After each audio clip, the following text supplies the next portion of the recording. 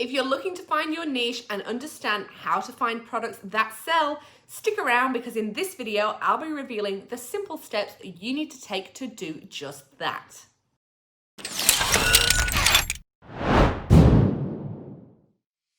Hi, I'm Rose and welcome to another video in this series for beginners about starting your e-commerce business. One of the first things you'll need to do after thinking about your e-commerce business model, of course, and you can head to this video to find out exactly how to do that, is to figure out which niche you want to work in and how to find products. Remember, this is the second video in this series, so check out our other videos and subscribe to the channel so you have the best chance of making your e-commerce business a roaring success. So, your niche versus your products. Now, before I start talking about your niche versus products, I know a lot of you are watching this because you want to find out the secrets to picking winning products. If you want to skip ahead to that part, check the link in the description for the timestamp.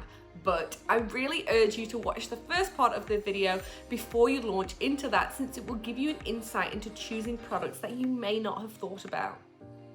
So, when it comes to talking about niches and products, it can sometimes feel a bit like a chicken and an egg scenario. It really depends on what your business model looks like and what ideas you've had initially before you try to tackle this question. Some people want to start a business with a specific product in mind. Now, if you fall into this boat, you probably already know your niche. Your main reason for starting an e-commerce business in the first place is probably that you found a product or developed one because you either think it will sell or it already solves a problem that you're having or the demographic is having. For example, DashNex founder Peter started DashNex because he identified a problem with the website builders he was using for his own online businesses, and he wanted to simplify things. He didn't think about what niche he wanted to go into and then create a product based on that. But if you're watching a video on how to choose your niche, I'm guessing you don't fall into the category above. If you're here, you probably want to start an e-commerce business, but you're just not too sure about which niche to go into and which products to sell. And this is actually a great position to be in because the world really is your oyster. But sometimes that's the problem too, right? You don't know what to pick in a world full of choice. Well, I'm gonna make it easy for you to pick. Before we look at how to choose your niche or products, let's look at which one you should be thinking about first. So just to make sure we've got the distinction between niche and products understood, let me break it down a little bit. The definition of a niche is a specialized segment of the market for a particular kind of product or service. Simply put, if you understand your niche, you'll effectively be helping yourself identify both the types of products you'll be selling and who you'll be selling them to. Finding products first often involves the reverse of this situation. The products you choose identify the niche you're in and the demographic you'll be targeting. So, should you choose a niche or a product first? Well, some years ago, if you were talking to any entrepreneur or business owner, they would probably tell you that choosing your niche is one of the most important things you can do before you start a business. And while that is true, the last few years have paved the way for companies to focus on products first and their niche second. Depending on what you actually want out of your business will depend on the direction you go. So why would you choose your niche first? There are certain reasons that you would choose a niche before you look for your products. In fact, I would say that although I just told you that you can find products first, that is still a method that is not the norm, or should I say it's less common. You would choose a niche first if, number one, you know you want to go into business, but you don't have a specific product in mind. Number two, you're particularly passionate about a certain industry and know a lot about it. And number three, you want to build a brand. And you can actually learn a lot about the difference in building a brand versus just running a general store in the link in the description. There is an article there. So why would you find a product first when thinking about your e-commerce business? Well, number one, you aren't too worried about building a brand and you're happy to either run a general store or create new landing pages and websites for individual products. Number two, you found a product that you want to build a brand around that you believe in. Number three, you have an idea for a product that you believe will be profitable. Number 4, you know you want to go into business, but you don't have a specific product in mind. Now, for those of you who are really listening, you'll realize that the last point I mentioned was actually the first reason you'd choose a niche first. You see, if you want to build a business, but you don't know what it will look like or what you really want to sell, you have to make a conscious decision about how to start. Finding your niche and finding your product can actually be a simultaneous process. Much of the time, it's people who are in the dropshipping business model who would find the products before they found their niche. This is pretty much for one reason and one reason only. They don't have to be super committed to one product or another because they can swap and change relatively easy with no cost implications for them. Those who are building a business around a niche have to be more committed, confident, and passionate about their niche and then their products. So how do you pick your e-commerce niche then? Picking your niche really boils down to 3 things. Something you're passionate about, something you or someone close to you knows a lot about, and something that is profitable. If you're not passionate about it, your excitement for your brand may wear thin. If you don't know much about it, your audience will see right through you. And if it's not profitable, then you have a hobby, not a business. So finding a niche that fits in the overlap of those 3 elements will ensure you find a great niche for you. Luckily, identifying the first 2, your passions and your knowledge, should be relatively easy. It's finding something that's profitable that is the trickier part. Now, there are a number of ways to find out if a niche is profitable. The first way is identifying demand for your niche, because the more people who search for the niche, the higher the probability that there's an audience willing to buy products within this niche. This can be done by having a look at the search volume for keywords related to your niche. And I strongly recommend getting the Keywords Everywhere Chrome extension, as it basically shows you the monthly search volumes for any keyword you type into Google. It's pretty easy to use. The next tool you can use is Google Trends. Again, this is a super simple tool whereby you can just type in your niche and keywords related to your niche to see the trend of those search terms over time. This is important because you don't want to choose a niche that's losing steam or has just received a recent spike that could indicate that it's a bit of a flash in the pan that will be here today and gone tomorrow. Next, you need to look at the competition in your niche. If there are already people running business in this space, then there's probably room for at least one more. It's important to make sure that the market isn't saturated though. A good place to start is looking at ClickBank. If you're unfamiliar with ClickBank, it's basically one of the largest affiliate programs in the world, and it's a great place to look to see what offers and products people are offering in your potential niche. If there are no or few offers, it's not a great sign. If there are many, but not too many, you might be onto a winner.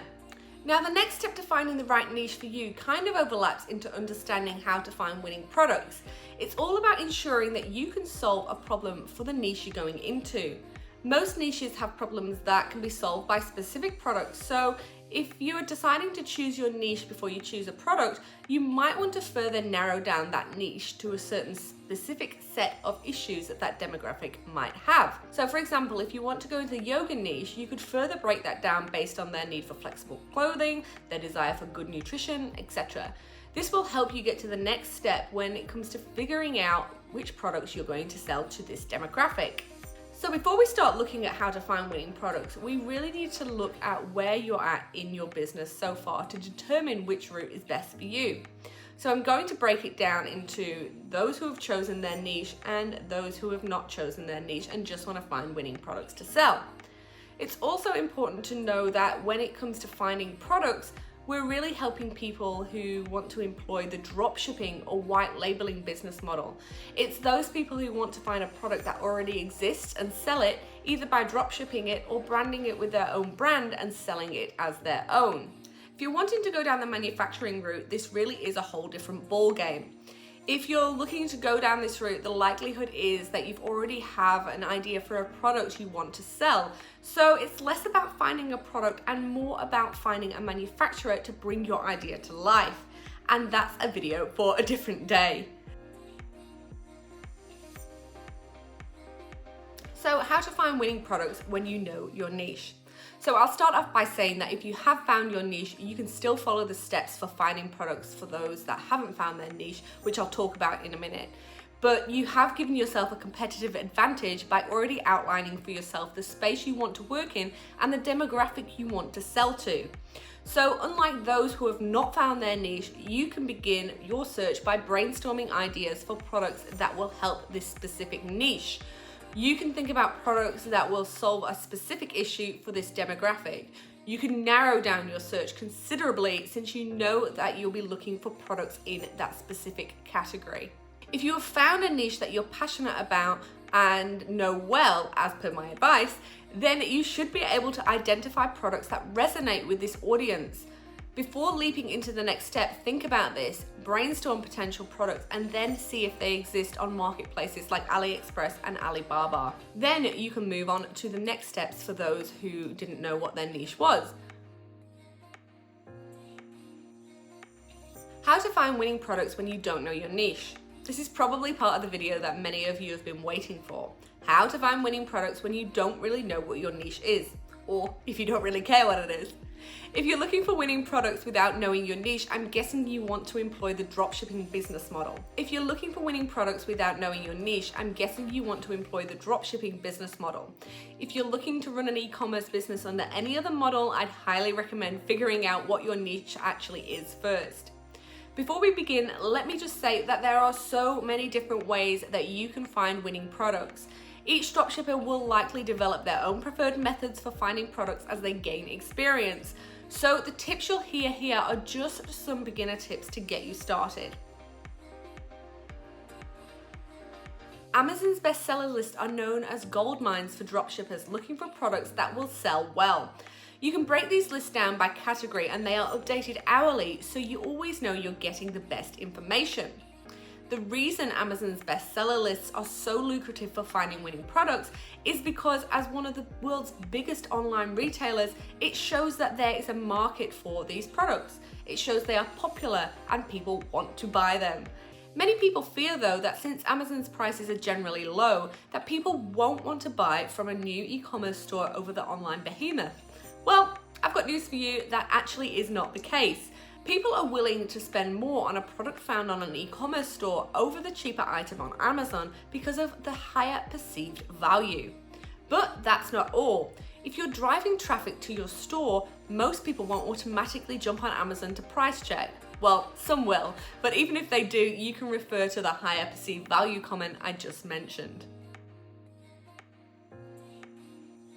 Jungle Scout is a research tool which helps you gain deeper insight into Amazon's best sellers, giving you information about sales volume, prices, and estimated revenue. This is a great tool for helping you assess the profitability of products and therefore helping you find products which will give you the best chance of making your e-commerce store profitable. The basic plan is $19 a month, but people have used Jungle Scout to help them make the right choices when deciding on products that make them thousands. Unicorn Smasher is a free alternative of Jungle Scout, which you could try out at first, but it does come with ads and there has been some questioning over its reliability compared to Jungle Scout. We've already mentioned Google Trends when we were talking about choosing your niche, but you can also use Google Trends to help you identify winning products too. While Google Trends isn't the first place you'll start, it is a good tool to help you confirm whether a product you found is a winner or not. As per your niche, you want to find products that are showing an upward trend or a consistent trend. If it's on the downturn, then that product might not be the best one to choose. Heading over to AliExpress to find your product is where most dropshippers go once they've decided on which product or which type of product they are going to choose. But once you get to AliExpress, there are a few additional checks you should do to ensure you're giving yourself the best chance for e-commerce success.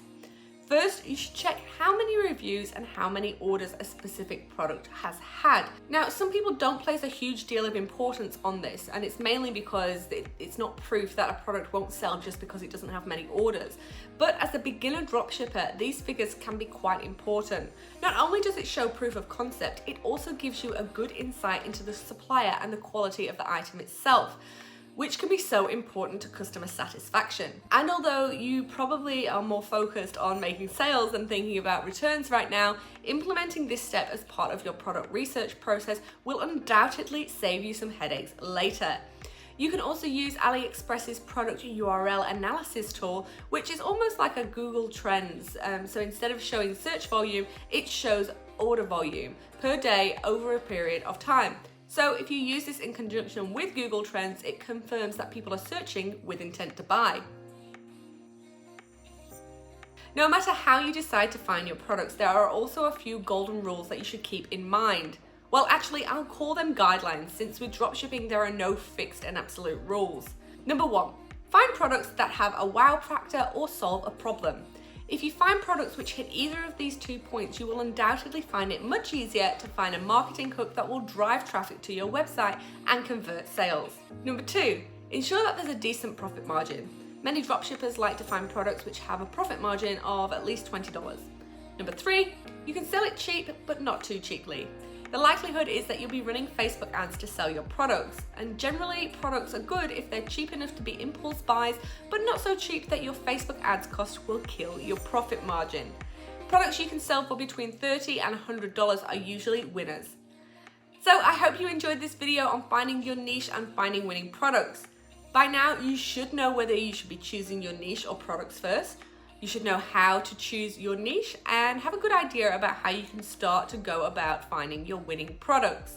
I'd be really interested to know what niche you're actually leaning towards, so make sure you comment below to let me know. As always, no matter where you are in your e-commerce journey, you can head to the link in the description to get an incredible deal on DashNex PowerTech, the e-commerce and website builder which promises speed, simplicity, and results. That's it from me for this video. In the next video, we'll be talking about setting up your e-commerce store, what to do and what not to do to set up an online business. Hey guys, love this video? Make sure you subscribe to the channel and ring the notification bell so you get all the e-commerce goodness when it comes out. And remember, if you're looking for a platform to build your e-commerce site, head on to the link in the description for your special DashNex PowerTech offer. See you next time.